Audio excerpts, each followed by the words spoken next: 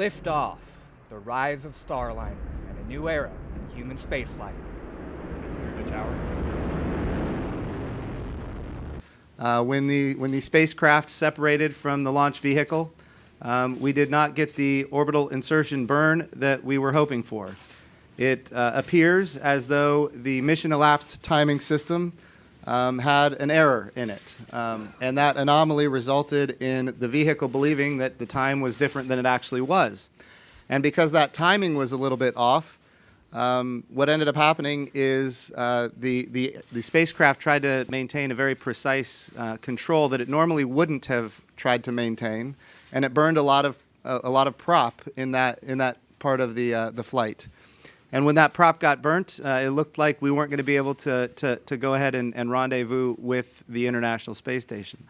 By the time we were able to get signals up to actually command it to do the orbital insertion burn, it was a bit too late. And the reason it was too late is because it appears, and remember, all of this is very early and preliminary, and we're learning things moment by moment, but it appears as though we were between TDRS communication satellites, which meant we couldn't get the command signal to tell the spacecraft that it needed to do the orbital insertion burn soon enough. 15 seconds in.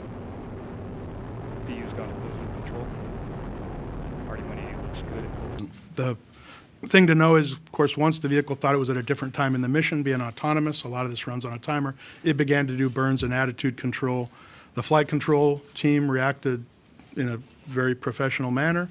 They recognized and the engineers diagnosed this quickly.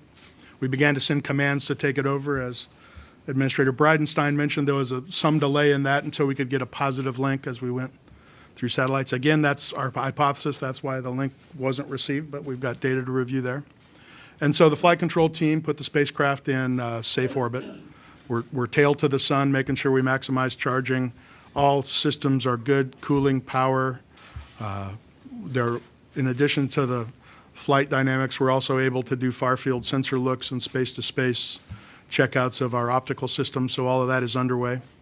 The orbit we're in today, the reason we picked it and put it there is that allows us to return to White Sands in 48 hours. So without knowing exactly what was going on, the team quite rightly said, let me put the spacecraft in an orbit that I know I can control and get home, and give the engineering team time to thoroughly figure out what's going on.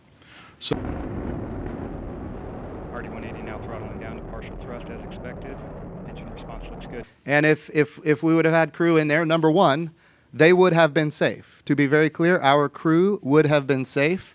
And in fact, had they been in there, we very well may be orbiting, or we may be docking with the International Space Station tomorrow, had they been in the spacecraft. Skew maximum dynamic pressure. Chamber pressures on both SRVs continue to look good. RD-180 engine operating parameters also